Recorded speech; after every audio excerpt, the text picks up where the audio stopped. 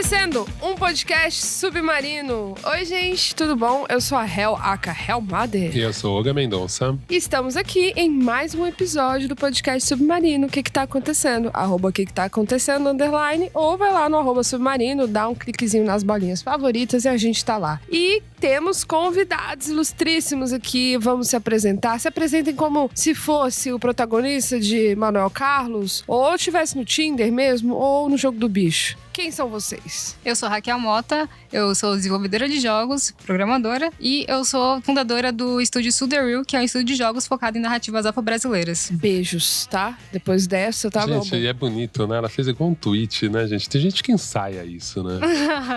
E eu sou o Patife, eu tô há 7 anos produzindo conteúdo de videogame na internet, depois de abandonar a faculdade e trabalho na loucura. Eu sou apaixonado por games, na verdade eu sou gamer, acho que desde antes de começar a andar, eu sou apaixonado por isso. Então hoje eu me sinto muito privilegiado de trabalhar com isso e agradecer o convite, é muito legal estar aqui. Acho que a gente tem um tema muito legal hoje. Que demais, obrigada. E qual é o tema, Olga? Cara, a gente vai falar sobre geração Z, millennials e jogos eletrônicos. Os videogames, eles podem servir como uma ferramenta de empoderamento e de inclusão, e um pouco dessa relação dos videogames nas gerações, né? Eu vejo que cada geração é um pouco diferente. Hoje em dia, pais jogam videogame.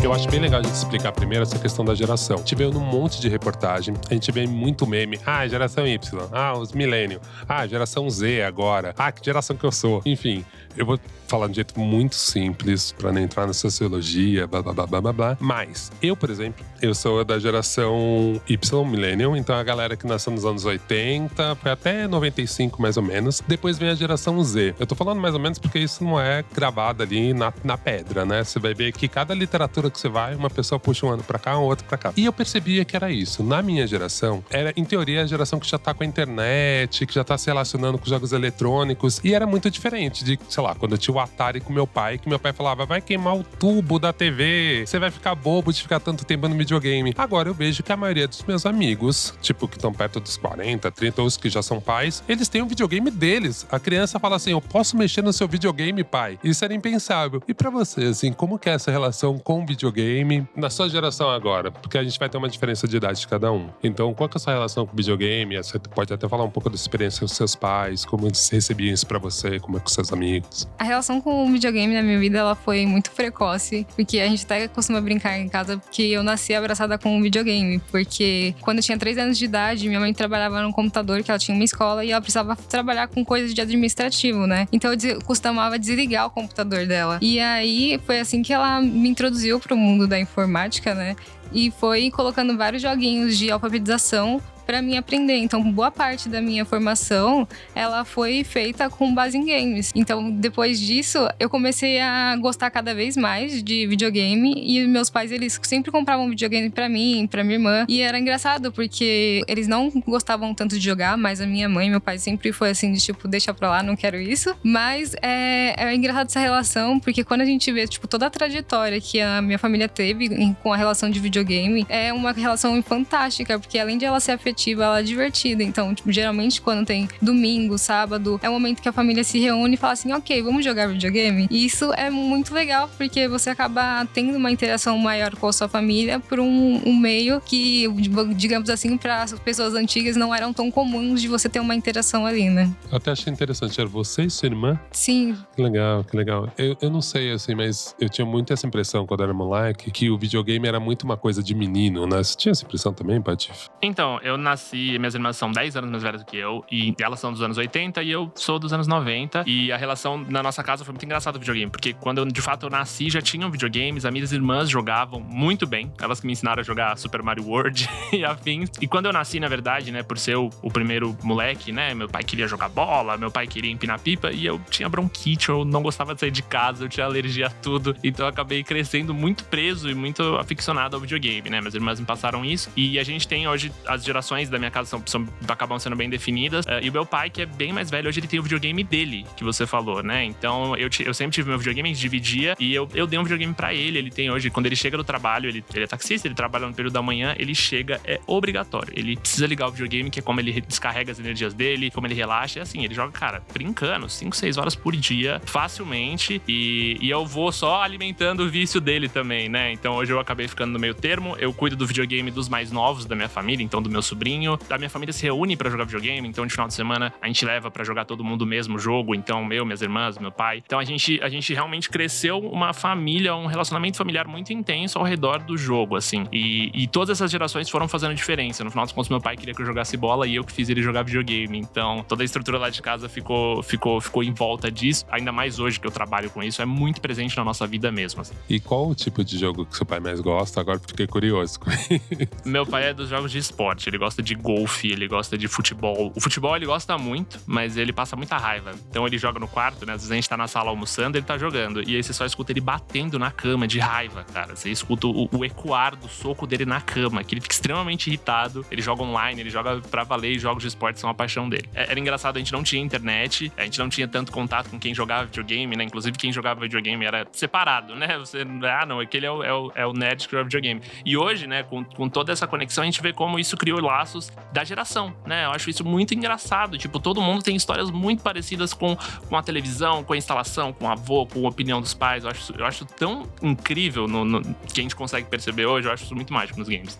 Então, a minha relação com videogame é engraçada porque eu tô começando a aprender a jogar agora com 32 anos. Aí você fala, por que você não teve acesso? Não, eu tinha um irmão gamer, eu tenho um irmão gamer, hoje em dia não joga mais, mas assim, um irmão que fez engenharia elétrica e o caramba 4, que teve Atari, que é um irmão 13 anos mais velho que eu. Então tinha um Atari lá em casa, mas era isso, eu não podia jogar. Quando o Atari ficou velho e ele pegou o modelo seguinte, que eu não lembro, aí eu podia jogar no Atari quebrado, risos. Então eu jogava no Atari quebrado e eu saquei que tava quebrado e ficava chateada. Aí quando a gente se mudou, que eu fui por uma vizinhança que tinha meninos da minha idade que jogavam, que aí eu conseguia às vezes jogar, mas uma galera já tinha, sei lá, 10 anos, já jogava bem, eu não sabia jogar nada, aí tinha aquela impaciência, blá blá blá. Eu nunca podia jogar porque eu tinha que ganhar pra poder fazer a próxima partida. E eu perdi interesse, que era uma coisa que eu era super excluída, que não rolava, era uma coisa majoritariamente de meninos, e eu ficava brava. Então eu peguei um pouco de ranço do videogame. Aí ele voltou na minha vida. Acho que ele voltou até com o Wii, sendo sincera, que eu já tava adulta, já tava uma moda do Wii, aí você fazia o seu avatarzinho, blá blá blá. Mas aí eu já morava sozinha, já me sustentava, não dava pra comprar. Guitar Hero, essas coisas. E aí agora, com o filho, né? Beleza, vamos lá, ter o PlayStation. E o meu filho curte muito, adora. Eu tive até que dar uma estudada pra ver que jogos ele poderia jogar,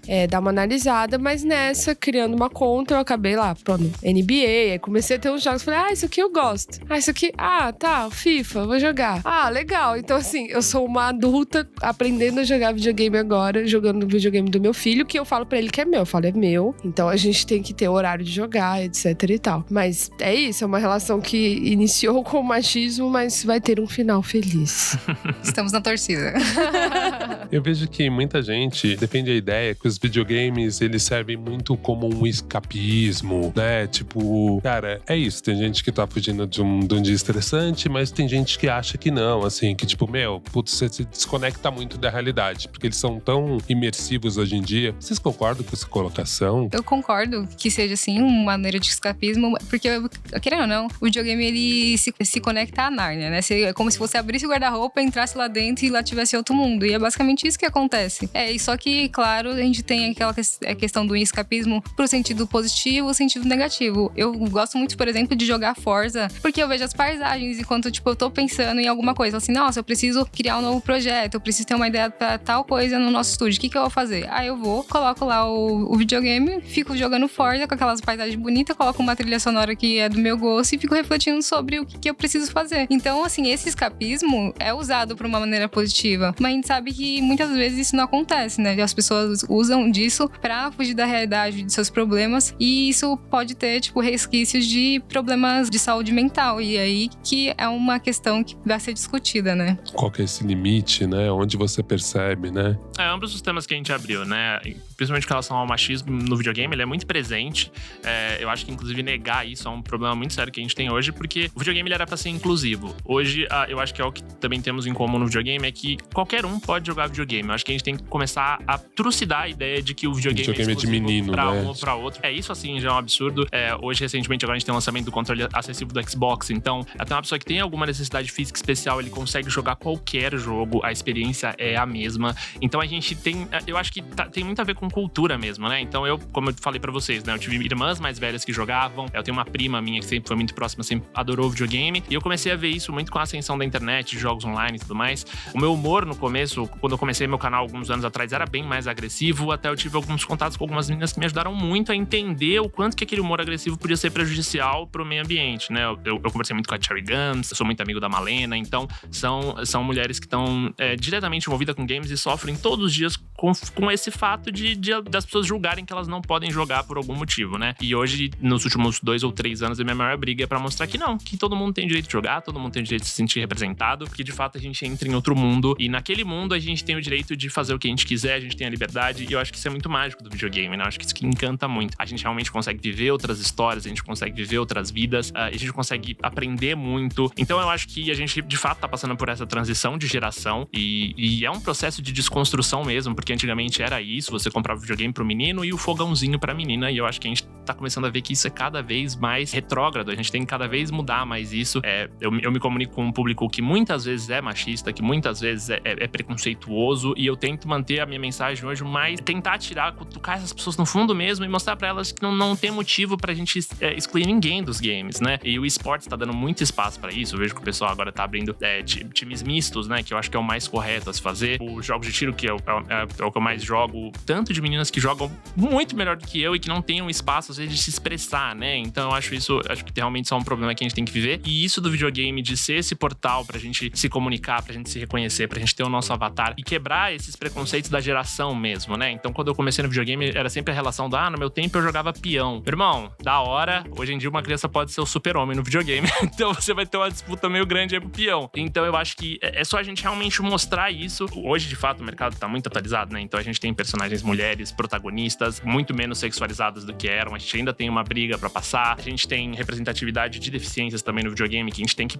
forçar mais pra acontecer, porque eu acho que tem um símbolo, uma imagem que pode mudar realmente o conceito das pessoas. E eu, obviamente, falo isso de uma posição muito privilegiada. Hoje eu tenho total ciência disso. Eu nunca sofri um preconceito por jogar videogame. Eu nunca fui xingado até por quem eu sou, já fui por estar exposto, mas de uma maneira muito mais atacando, de fato, algo que eu fiz e não, tipo assim, pelo meu sexo ou por qualquer coisa que eu acredite, né? Então, de fato, dessa posição privilegiada hoje, eu acho que o videogame é a porta que a gente tem pra começar a quebrar muito paradigma que tá quebrado, sabe? E pra vocês, quais são os benefícios dos videogames pra vida, assim? Tipo, o que realmente você consegue aprender e como você acha que isso tá mudando a cabeça da molecada? Porque é um pouco que você falou, né? Pro menino, ele já pega um jogo super complexo e já tem uma linguagem corporal ali, né? Basicamente, para benefícios, sim, tem uma imensa lista, mas dois pontos que me ajudaram bastante foi a questão da liderança, empatia com os outros e também a questão do exercício físico, porque numa época na minha vida eu tava, tipo, muito sedentária, muito mesmo, de subir umas escadas e chegar lá em cima, assim, morrendo e falar assim, não quero mais descer, sabe? Então, esse é meu medo de mãe com videogame, sendo bem sincera.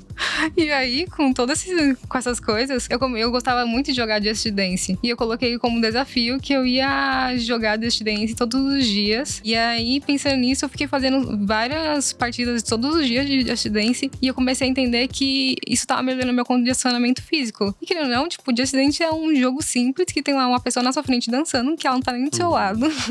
E você finge que tá, tipo, imitando ela, né? E com o tempo, isso foi fazendo com que eu tivesse mais disposição. Porque antes eu não tinha essa disposição que nem eu tenho hoje. E é um dos benefícios, querendo ou não, né? Hoje tem outros jogos que também, além do Just Dance, servem pra estimular a atividade física. Por exemplo, o Nintendo Switch lançou um jogo recentemente, não lembro o nome, mas é um jogo que você joga com aquele controle e você tem que fazer vários movimentos com o seu corpo. Então você vai querendo, tipo, estimular os jogadores a se interessar por outros tipos de narrativas, para que eles não só, tipo, fiquem ali parados, sentados jogando, né? Mas que movimentem o corpo pra fazer bem a saúde do todo, mas você né? já acha que é uma preocupação do desenvolvedor, assim, de realmente querer? Vocês veem essa discussão, pelo menos entre os desenvolvedores, de tipo, vamos fazer a galera se mexer minimamente? Eu acho que sim, que é assim uma preocupação, porque se não fosse uma preocupação, as pessoas não teriam feito jogos com tema de atividade física já pesquisando, sabe? Porque não foi só um jogo que você coloca lá, as pessoas jogam. Teve uma pesquisa por trás daquele desenvolvimento, né? Então, além das pesquisas por trás disso, tem toda aquela questão de entender a anatomia do corpo e tudo mais. Então, foi uma pesquisa intensa para conseguir tirar esses jogos e ter um game design que as pessoas realmente se interessem, para poder ali interagir até com a família, por exemplo, né? Que é muito comum a gente se juntar com a família pra jogar Just Dance. Eu tinha muito essa pira. Eu, quando era moleque, eu sempre ficava pensando assim, cara, vai chegar uma hora que vai ter jogo na academia, né? E aí, ao mesmo tempo, não chegou. Só que aí, os aparelhos das academias, eles já aparecem, de certa forma, os gráficos quase videogames ali. Sim. E muito essa questão dos dados que vai gerando. Mas, ao mesmo tempo, sempre ficava pra mim assim, cara, a gente não chegou no híbrido, né? De deixar todos os aparelhos parecendo jogos, né? A gamificação, né? Eu fui estudante de lazer. Eu fiz faculdade de lazer e dentro disso tinha um jogo, né? Faculdade de lazer? Faculdade de lazer, né? O pessoal brinca. Lazer e turismo, na verdade. Então, entendi a piada. não, mas é verdade. Lazer e turismo. Chama é o lazer nome e do turismo. curso, Caramba. E eu fiz esse curso e, na verdade, ele é realmente entender o tempo livre das pessoas. Porque o tempo de lazer, né? É muito importante a gente entender o que você faz. Até o ócio, né? Ele pode ser criativo. Na verdade, a gente vive pelo lazer, né? A gente tem um conceito erradíssimo de que a gente vive por trabalho, mas, na verdade, o importante da nossa vida é um momento de diversão.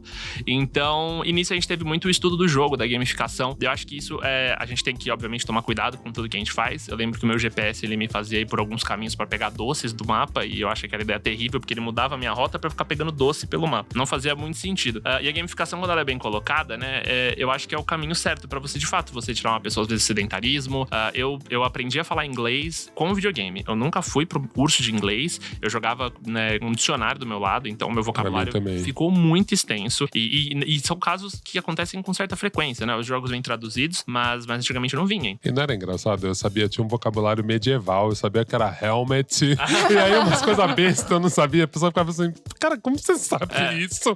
Poison. Eu acho, e agora, o híbrido que eu acho que tá demorando pra chegar é o híbrido da educação, assim. Ele tá chegando, principalmente desenvolvedoras independentes, eu acho que elas têm um foco muito legal, mas eu acho que agora a gente tá precisando abrir essa portinha, sabe? Então, por exemplo, o Assassin's Creed da Ubisoft, ele tem um modo educativo, que ele, resumidamente, ele tira a batalha, ele tira a espada, ele tira a magia, ele faz você viajar pelo Egito, viajar pela Grécia, e eu acho que a imersão que isso pode trazer pra educação, história ou em papéis, né? Legal que eu tava conversando com a Raquel e eu sigo a Sue The Real faz um tempo, né? A gente descobriu ali na hora que eu já acompanho o trabalho deles, porque é um trabalho mais voltado pra representatividade, e eu acho que o videogame ele tem esse poder que eu acho que a gente ainda não tá aproveitando todo o potencial. A gente tem iniciativas muito legais, mas agora eu acho que o que falta é o lado mainstream, ele realmente conseguir abraçar isso. Um professor de história entender que o Assassin's Creed pode ser uma porta de entrada muito legal, entendeu? Então, dentro de tudo que o videogame desenvolve, hoje tem milhares de pesquisas que mostram tudo isso. Eu acho que tá na hora da gente começar também, né, a abrir os olhos realmente pro videogame e trazer ele como uma forma de educação e de inserção na sociedade, né? E não somente aquilo que você tinha comentado da pessoa se isolar, né? Então, é um perigo do videogame mesmo. É muito gostoso jogar videogame. Então, a gente tem que sempre observar, né? O que eu sempre falo, pais do meu público, observa, né? O que ele tá jogando, como que ele tá se comunicando com os amigos dele dentro do jogo, fora do jogo, o desempenho dele da escola. O videogame é uma ferramenta legal pra educar, então a gente não pode esquecer desse fator que eu acho que é muito importante também. Ô, Raquel, e pegando esse gancho e um contexto assim, né? Somos as mulheres aqui da mesa. Você acha que as mulheres estão bem representadas nos games? Eu acredito que não. Bem a maioria dos jogos hoje que tem mulheres e elas não são bem representadas, mas isso é um reflexo de uma indústria que tem por trás dos jogos, por exemplo, equipes que são de homens e brancos, né? E aí, quando você não tem uma equipe diversa, acaba que é complicado você olhar pra pessoa e falar assim, vem cá, tipo, você tá vendo que você tá fazendo coisa ruim? Tipo, melhora? Não, eles não querem ouvir, porque eles viveram muito tempo no poder. Então, eles trocar essa visão de virar a chavinha e falar assim, caramba, tipo, olha só como que tá meu time, eu preciso de pessoas diferentes aqui. É difícil você convencer, principalmente empresas grandes, é muito difícil você convencer isso. Mas, por outro lado, você vê que hoje tem vários jogos indies saindo que representam as mulheres bem. E isso é maravilhoso. A gente vê toda essa interação, espera que um dia isso se expanda um pouco mais. Porque, por exemplo, eu sempre gostei muito de jogar Mario. Mas só agora, tipo, sendo adulta, pesquisando sobre a história do jogo, eu vejo como a mulher ali, a princesa que eu esqueci o nome,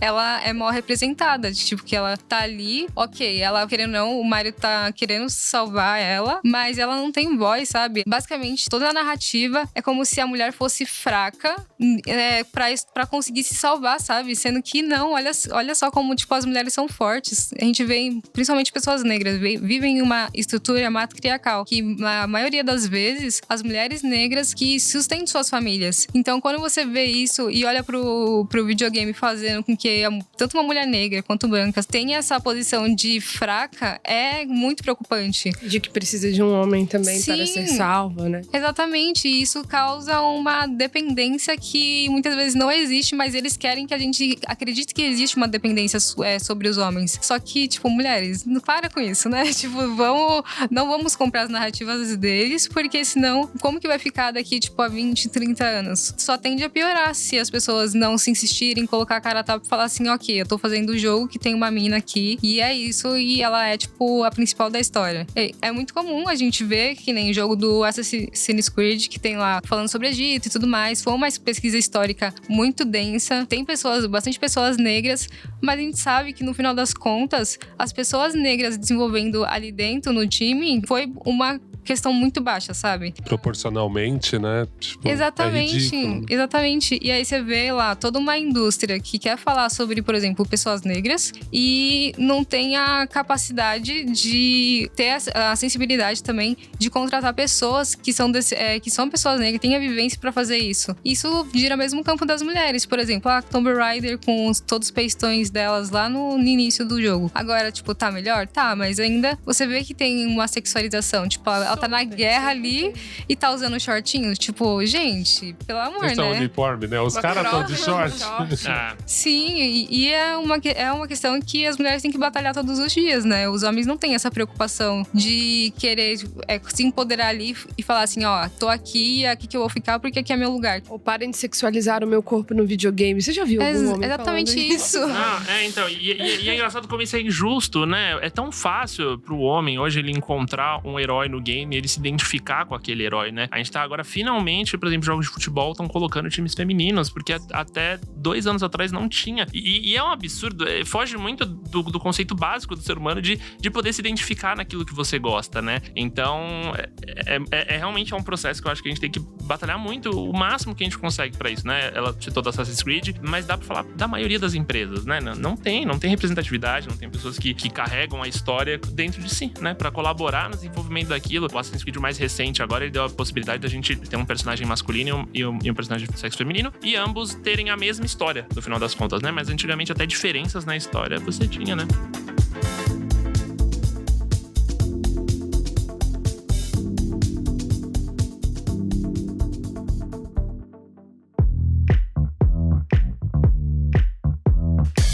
Como é pra você, assim, tendo essa visão da indústria mesmo, né?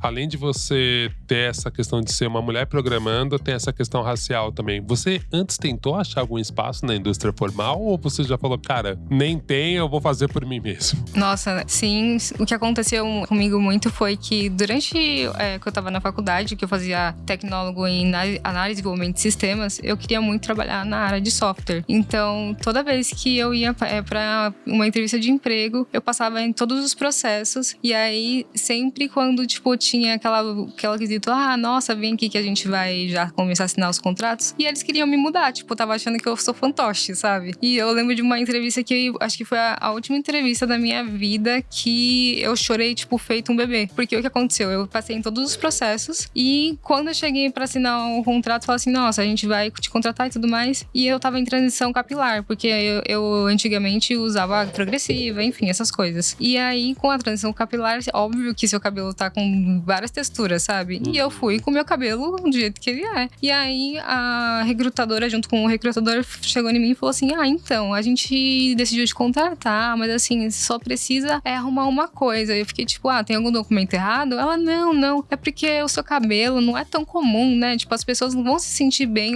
olhando pra você desse jeito aqui na empresa, e se você precisar ir no cliente com cabelo assim, não vai ser legal. E aí, eu fiquei com tanta raiva, que eu não sabia responder, sabe? Aí eu peguei e falei assim... E isso era a mulher do RH te falando. Sim, isso. Nossa. E aí, eu olhei pra cara dos dois e falei assim, ok, obrigada, agradeço, mas eu não vou ficar aqui. Ela, nossa, mas como assim? Tem tanta gente que queria estar aqui, você tá querendo ir embora, tipo, sabe? Aí eu peguei, agradeci e saí, mas a vontade era de xingar, não vou mentir. E eu chorei. Eu tive que, tipo, ficar um maior tempo fora de casa, porque eu não queria chegar em casa chorando pra meus pais ver o que aconteceu, sabe? Tipo, imagina a expectativa dos seus pais. Exatamente. A menina passou em tudo, putz, já tá dentro. Enfim, aconteceu isso várias vezes. E quando eu comecei a entender que o meu espaço não era naquele lugar, eu falei assim, cara, o que eu vou fazer da vida? Porque, assim, eu sou uma pessoa negra. Quando eu mexo com meu cabelo vai terminar a transição capilar, que vai estar com minha condição original, que é um cabelo crespo, como as pessoas vão me tratar? E aí, novamente, eu me via nessa estrutura. Até que um momento, quando eu já tava esgotada praticamente de procurar vagas, aí foi que na época da faculdade que eu estudava junto com o Marcos, né? Inclusive a gente se conheceu na faculdade, que o Marcos é meu sócio na Sunderreal. E aí a gente falou assim, nossa, o que a gente vai fazer? Tá acabando a faculdade e tudo mais. E a gente já desenvolvia jogos na faculdade, né? No final do período. E aí ele falou assim, nossa, meu sonho é criar um estúdio. Isso em 2017. E eu falei assim, caramba, que legal. Tipo, a gente pode fazer isso juntos. Eu sei que posso mudar depois de carreira, se não der certo, mas vamos tentar. E aí foi que surgiu o estúdio. E só que antes a gente não tinha, tipo, caramba, qual vai ser o nosso diferencial? E aí foi aí que eu e ele começou a analisar enquanto os processos racistas, tanto eu quanto ele, como uma pessoa negra, obviamente de pele clara, né, estava sendo empurrado pra essas questões raciais dentro das empresas sem necessidade, né? Porque, gente, tipo, por favor, você quer achar que a pessoa que tá ali desenvolvendo não tem cérebro, desculpa, então acho que você precisa se tratar, sabe? E aí, em todo esse envolto, foi que a gente começou a olhar pros jogos de uma maneira diferente, de falar assim, cara, a gente gosta muito de jogar, mas cadê as pessoas negras aqui? E aí foi um momento que foi, tipo, um decisivo da nossa vida, que a gente falou assim, cara, eu não sei, a gente não sabe como a gente vai construir isso, a gente não tinha grana praticamente pra fazer as coisas, e aí a gente falou assim, poxa, tipo, se a gente mudar a visão de uma pessoa, já tá valendo. E aí a gente tentou, tá conseguindo fazer as coisas, tá muito feliz com o trabalho, mas aí você vê novamente, quando você publica algumas coisas, de pessoas que viveram a mesma experiência que você viveu, e conversar, e chegar e falar assim, nossa, tipo, que legal, jogos com pessoas negras, tipo, na minha infância eu não tive isso. E aí você vê, tipo, há quantos anos a indústria de games tem, assim como a indústria de cinemas e afins, e aí você vê novamente aquela estrutura racista de não reconhecer os negros como potenciais consumidores dos seus jogos, né? Então é uma situação bem complicada. E como foi a seleção? Fala pra mim um pouquinho dos dois trabalhos que vocês estão desenvolvendo, né? Atualmente a gente tá fazendo um jogo de beatbox, sobre batalha de beatbox, chamado One Beat Me, que basicamente a gente mistura hip hop, cultura urbana, todo o envolto do contexto das pessoas negras. Tem sim personagens diversos no nosso jogo, mas o foco é mostrar a cultura negra para as pessoas, então cativar elas a entender como funciona a nossa cultura e também ver beatbox como um meio divertido de você jogar no videogame, né? E o outro, que é o último, mas não mais importante, que se chama I Still in the Black Power. A gente começou a estruturar algumas coisas no ano passado e esse ano a gente vai de fato desenvolver, que basicamente a I Still in the Black Power foi inspirado na filha da Shogun, a Ayo, que viveu um episódio racista, e a partir disso a gente fez esse jogo para que as crianças negras, principalmente as meninas, elas sintam orgulho do cabelo delas, independente da textura de crespo que seja. E por que disso? Porque novamente a gente olhou e falou assim, cara, tipo, eu já passei por isso, muitas outras pessoas negras passaram por isso, mas por que a próxima geração que tá vindo precisa passar por isso também? Tipo, não precisa, as coisas têm que mudar. Então foi esse momento que a gente começou a estruturar o jogo da Aya para que as crianças negras se identifiquem principalmente, né? Porque é muito difícil você hoje ver jogos com crianças negras por aí. Mas você vê mais adultos, já que já são poucos, mas crianças é pior ainda. Então a gente começou a estruturar esse projeto para que futuramente ele consiga se expandir ao ponto de as crianças olharem e se sentir confortáveis com a aparência delas, sem pensar no preconceito que a sociedade empurra para as pessoas negras a todo momento, né? E tem um outro projeto de Angola também, né? Sim. O projeto do Angola Janga, ele é um jogo que foi inspirado no quadrinho HQ lá do Marcelo de Salete, chamado Angola Janga, uma história de Palmares. Então, com a ajuda do autor, a gente desenvolveu um protótipo do jogo e conta a história de Palmares, de Palmares no Brasil e dos outros quilombos. Então, com o jogo do Angola, a gente tem 2 personagens, que é o Soares, é o personagem principal que tá no protótipo, mas também tem a Andala. A Andala, ela é uma mulher negra, né, em situação de escravização, e aí no jogo conta como é a visão das pessoas negras sobre aquele período escravatório que aconteceu no Brasil, porque a gente vê muitas pessoas escutarem as pessoas brancas falando sobre a situação de escravidão, mas dificilmente se escuta uma pessoa negra falando sobre. E aí a gente queria abrir esse diálogo fazendo esse jogo. Inclusive a gente fez um protótipo em um mês e acabou a gente foi convidado para expor na Angola e em Moçambique. A gente não conseguiu ir, mas o jogo ficou exposto lá por um bom tempo. Ficou 1 mês e meio em cada país. E foi uma experiência incrível, porque foi o primeiro jogo autoral do nosso estúdio e em pouco tempo se expandiu para outros países, né? E vocês conseguiram fazer algum paralelo com a galera que produz lá? Tipo, tem uma galera que produz lá? Sim, tem uma galera que produz lá, são poucas pessoas, mas o único contato que a gente teve foi via internet, até porque a gente não tinha como, ir até o local para poder ter essa interação, né? Então foi uma troca muito necessária e bacana, porque foi esse momento que a gente olhou e falou assim, caramba, o que a gente tá querendo fazer tá dando certo, né? Pô, tá demais. Eu quero que meu filho jogue todos esses jogos. Pelo amor de Deus, você me avisa quando tiver tudo pronto. Pode deixar.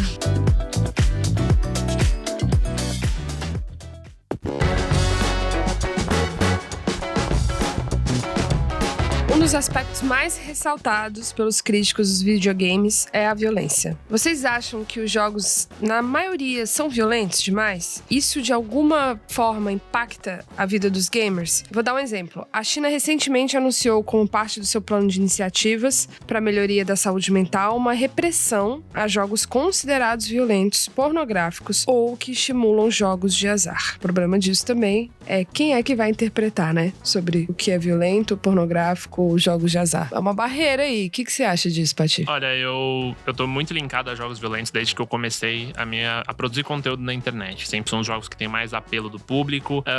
E eu acho que, na verdade, esse debate ele tá sendo muito, muito dualizado, né? Ou as pessoas só falam os lados positivos ou só falam os lados negativos. E eu acho que a gente não tá conseguindo chegar a lugar nenhum, né? No máximo, uma pessoa ou outra muda de opinião. Mas eu acho que a gente tem que achar o meio termo. Os videogames abordam temas polêmicos de maneira geral. E eu acho que o tema polêmico, o fato dele ser abordado, ele levanta questionamentos, eu acho que é sempre interessante, né? A violência mesmo, ela é colocada sempre em pauta, porque muitas vezes o videogame é usado de bode expiatório. Então, você tem um atentado dentro de uma escola e você já procura logo de onde veio aquele atentado. E aí você acha o ponto, ele jogava videogame de tiro, e aí você já vincula isso. Quer dizer, até onde a gente pode deixar a culpa ser jogada pra lá e até onde o outro lado negar que tenha qualquer tipo de influência mental não é também prejudicial, né? Então é o que eu falo, eu acho que o videogame, principalmente na vida do jovem, ele tem que ser acompanhado. Assim como você não vai deixar o seu filho brincar o dia inteiro de esconde-esconde, que seja onde for. Isso pode ser prejudicial pra ele. Tudo pode viciar e o videogame também pode viciar, ele também pode trazer coisas negativas. Então o acompanhamento dos pais ou mesmo das pessoas que estão próximas dele, eu acho fundamental quando você vai colocar uma criança pra jogar videogame. Jogar a criança pra jogar videogame e fingir que ela não existe é uma técnica que não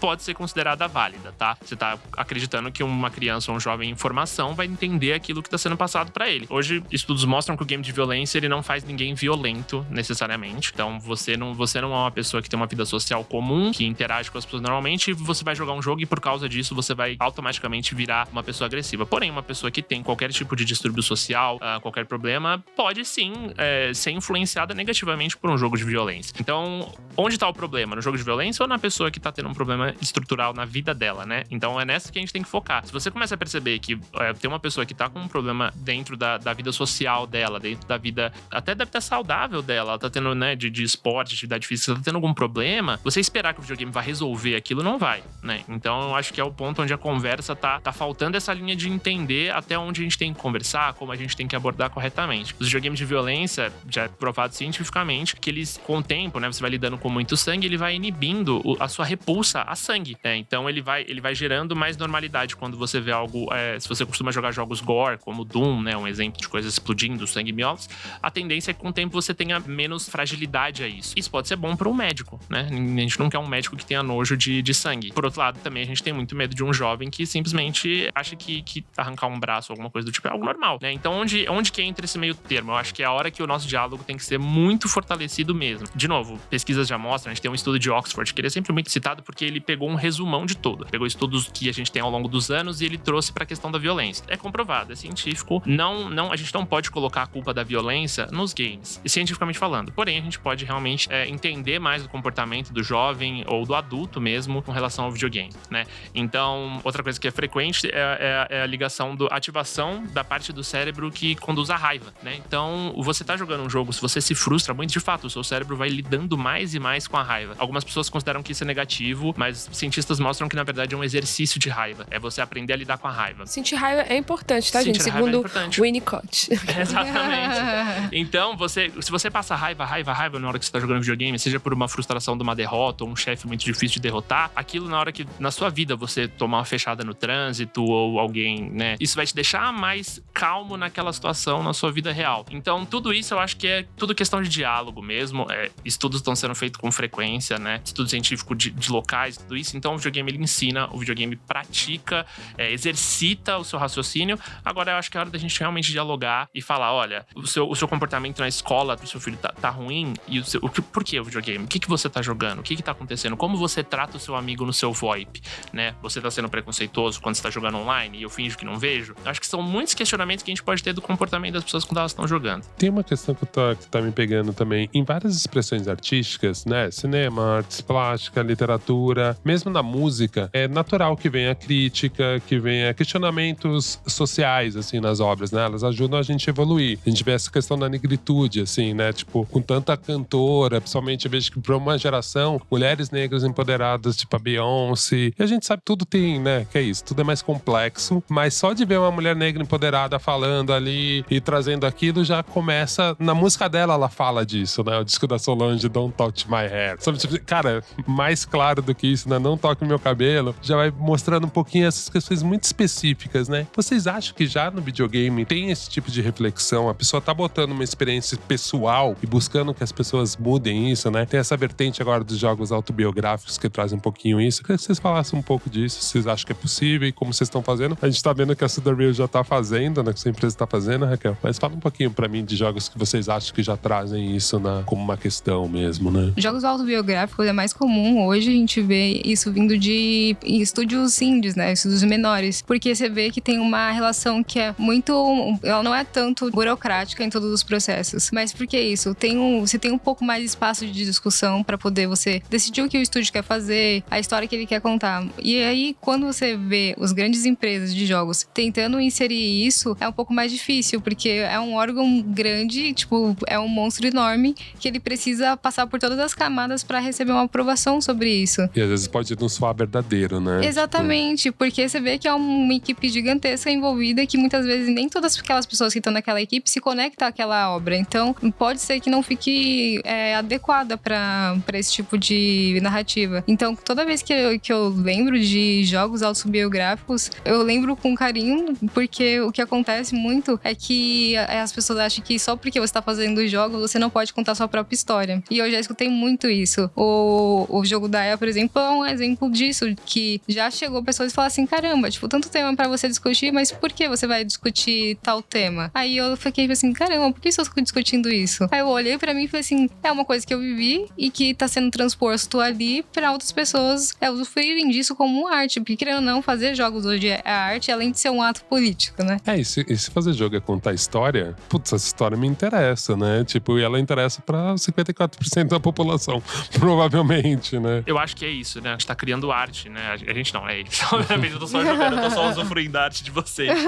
Mas eu acho que tem o potencial muito de tocar, sabe? Eu acho legal de como você realmente se envolve porque você tá vivendo a pele daquela pessoa, né? Por um momento, naquela história. Então eu acho que se isso for bem aplicado, se você conseguir refletir sobre aquilo, você vai entender muito mais o que pessoas que não são você mesmo estão passando, né? Eu acho isso incrível na parada da criação de games e principalmente da independente. Eu acho que o que você faz é um caso muito específico, né? Um caso que obviamente que não teve a propagação de casos na mídia tradicional e tudo mais. Então, eu acho que esse é o jeito perfeito de abordar e você colocar as pessoas exatamente naquela situação e pra ela ver como é, pra ela sentir. Recentemente teve o Call of Duty, também me colocou numa situação, num conflito no Oriente Médio, eu não lembro exatamente, mas você joga com uma criança, né? Um momento do jogo você é uma criança numa cidade que tá sendo atacada por bombas químicas. Então, você vê as pessoas ao seu redor morrendo, você vê o seu cachorro morrendo, você vê a sua família morrendo e você tá só fugindo, porque apesar de ser o Call of Duty, nesse momento você não tem armas, você não tem defesa, você foge. É desesperador. Eu tava ao vivo, eu quase chorei ao vivo, porque a situação toda, ela te envolve muito naquilo, e eu acho que, querendo ou não, é uma maneira de mostrar, de quebrar esse paradigma do que tá acontecendo, de mostrar que tem pessoas ali no meio e que estão sofrendo verdadeiramente com aquilo, né? E imagina, é muito superficial, né? Eu falo de uma posição extremamente privilegiada de quem nunca passou por isso. Então, todo tipo de experiência que eu consigo ter, que eu me coloque no papel daquilo, eu consigo refletir um pouco e tentar imaginar, porque honestamente, a Raquel tava contando a experiência do emprego dela. Eu nunca passei por isso, gente. É surreal, é uma coisa que escuta, a gente sente raiva e é muito difícil se colocar no lugar da pessoa, né? Eu acho que o videogame, ele tem esse potencial. Então, eu acho que hoje é o que eu busco muito na empresa de games, sabe? Um dos jogos que mais me pegou nisso foi o da Dragon Cancer, que eu achei que foi que, realmente parecia muito um processo que o Nick Cave, por exemplo, ele lançou um disco, um dos últimos discos dele, que ele falava, ele perdeu um filho adolescente. E assim, é meio comum a gente ver na história do rock e da música em geral, alguém fazer um disco depois de uma perda. O Kanye West fez um disco pra mãe dele, então a gente vê a pessoa retratar. Mas quando eu soube da história da Dragon Cancer, quer dizer, o desenvolvedor, né, é um casal, na verdade, né, ele perdeu um filho, né, com câncer, e ele faz um jogo sobre isso, assim. É muito maluco, porque quando a gente vê que realmente só quando a pessoa domina todas as ferramentas, ela consegue contar, porque eu imagino que numa indústria grande, alguém chegar assim, gente, tive uma ideia de um jogo, tô malzão e queria contar essa história aqui num jogo, eu imagino que ninguém possa aceitar por não vender, né. Tem algum exemplo brasileiro de jogos desse tipo, assim? Vocês lembram? Eu lembro de um jogo que chama Amora, o jogo. E é um jogo que falando sobre uma mulher trans, inclusive ela é negra. Só que eu não lembro agora exatamente se os desenvolvedores se o desenvolvedor é uma pessoa trans ou não é. Não lembro exatamente. Mas é um jogo que pode ser até, tipo, entrar na categoria de autobiográfico, porque envolve muito essa questão, tanto a parte racial quanto de gênero. Então é bem legal. É um jogo indie também. E já traz essa questão do impacto social, né? Sim. E tem uma questão do jogo também que eu acho muito louca, né? Quando ele cruza com outras artes, tem um produtor que chama Sangô. Esse cara produz, hoje em dia ele se inspira muito em baile funk. E ele só soube de baile funk porque ele jogava um jogo tipo FIFA Soccer, e aí tinha uma música que tocava funk. E aí o cara lá nos Estados Unidos, ele é negro, falou assim, cara, que porra é essa?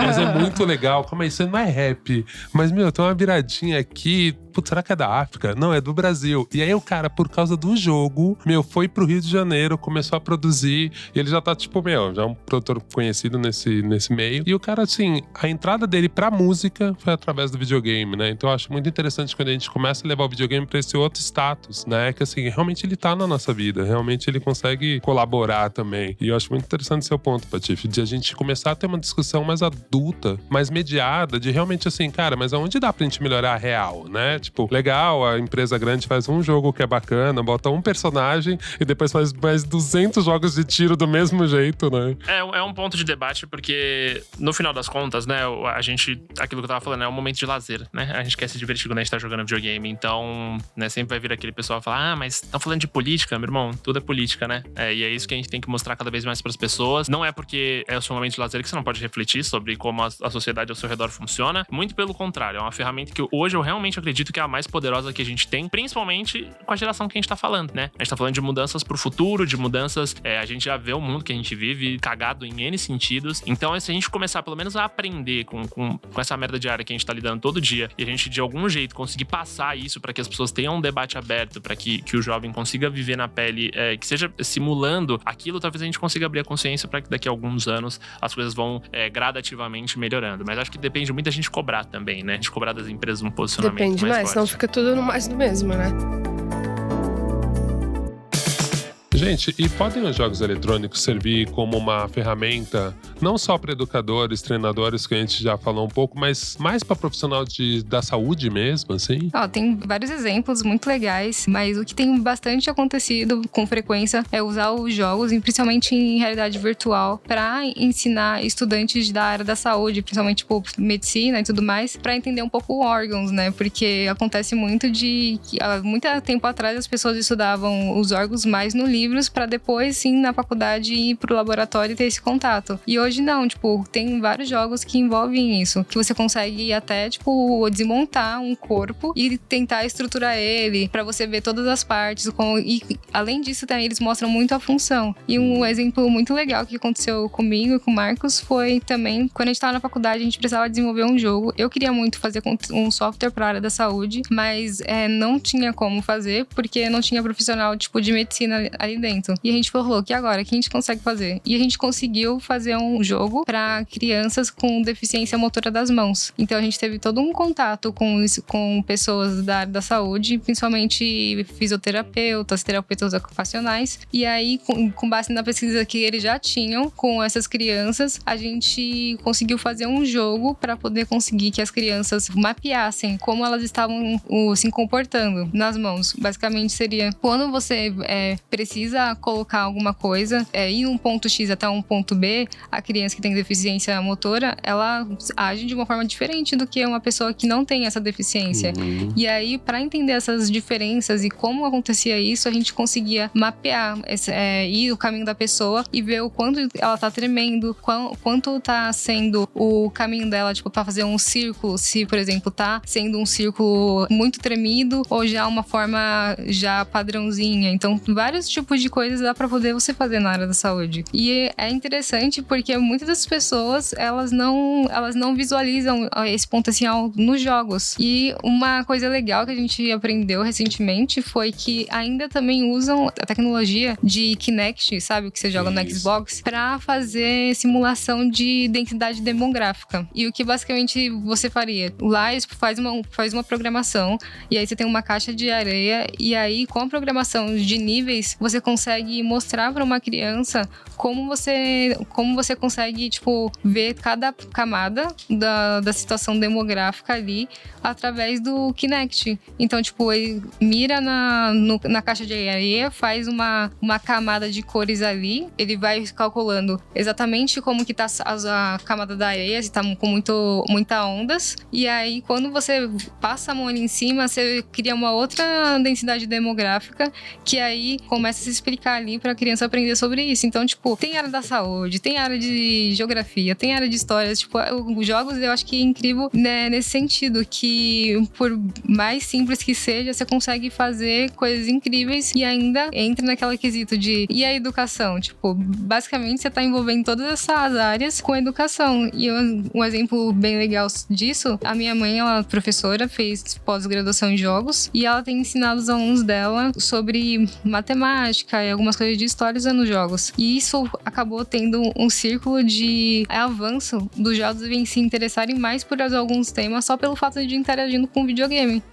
É o mesmo conteúdo que você passaria sem o videogame, mas de uma outra maneira para as crianças se interagirem. Então, tipo, fazer com que as crianças aprendam órgãos também por ali é uma ferramenta que faz com que as crianças se interessem mais e tira aquele campo do estudar é chato, né? Então é bem legal isso. Isso Isso é muito legal, né? Eu tinha visto uma matéria que falava sobre simuladores de operação, os médicos testando simuladores com Kinect, logo quando saiu. E realmente, né? Porque, em teoria, a gente tinha tecnologia, tinha simulador, mas agora o nível que a gente tá conseguindo com VR, e você fala, cara, a galera tem isso em casa, ela já tem essa ferramenta, né? É só aplicar. Mas, gente, é foda, né? Porque quando a gente começa a cruzar games com as outras partes da cultura, o papo fica gigante. Eu queria fazer um só de artes plásticas e videogame. Arte contemporânea e videogame, cara, tá indo pra lugares incríveis. Mas, infelizmente, a gente vai ter que acabar, né, Hel? Eu tava aqui a ouvinte, eu tava adorando, tava tendo uma aula, foi sensacional. Sério, gente, muito obrigada. Eu quero que vocês falem, se o pessoal que tá escutando quiser seguir vocês, saber o que vocês estão fazendo, aonde a galera encontra vocês? Legal. É só você seguir Su The Real no Instagram, Facebook e Raquel Mota no Twitter pra vocês verem o que eu posto sobre jogos, que ultimamente a gente tem falado bastante sobre a questão das pessoas negras e conexão com os jogos e como a gente tá tendo o avanço, né, nesses quesitos. E é isso, acompanhem a gente, conhecer um pouco mais do nosso trabalho e foi muito legal estar aqui com vocês e compartilhar essas experiências. Obrigado. Aliás, tirou uma dúvida pra mim. Por que isso The Real? Nossa, é engraçado. Antes, a gente tinha o Su The Real tudo junto, que dava outro sentido, que basicamente falava sobre o etéreo. E a gente percebeu que as pessoas tinham muita dificuldade de falar, porque, obviamente, a gente aqui é nativo de português, né? Mas, enfim. E aí, a gente começou a separar. A gente separou e deixou Su The Real e falou assim, caramba, separando, qual sentido dá? E aí, a gente descobriu que separando essas palavras dava o sentido de processar o real. Então a gente acabou fazendo essa brincadeira de você estar processando o real dentro do virtual. Enfim, é basicamente essa brincadeira que a gente fez por um motivo de um erro, né? De nome no começo, que ficou um nome super legal agora, que as pessoas adoram. Que legal, gente. Depois veja o nome, veja o logo. É tudo muito, muito bacana, muito bem feito. Bom, e eu sou o Patife e eu, como eu falei, produzo conteúdo de games há mais de 7 anos na internet. Eu tô em todas as redes sociais, eu faço live, eu jogo, eu divirto. Você pode me procurar, é só procurar Patife. Eu apareço em todas as redes mesmo. Mas minha dica é procure a Su The Real, eles são incríveis. Fica a dica, pessoal. Foca nisso. Se você vai escolher alguém pra seguir aqui, segue eles, que o trabalho deles é incrível. E aí, se sobrar um tempinho, me procura lá também, que eu tô em todas as redes. Segue o 2, que eu sei que vocês têm bastante tempo, vocês estão zerando tudo que é jogo. Obrigado demais, gente. Valeu, viu? Até a próxima, continuem ouvindo a gente. Até a próxima, pessoal. Tchau, tchau.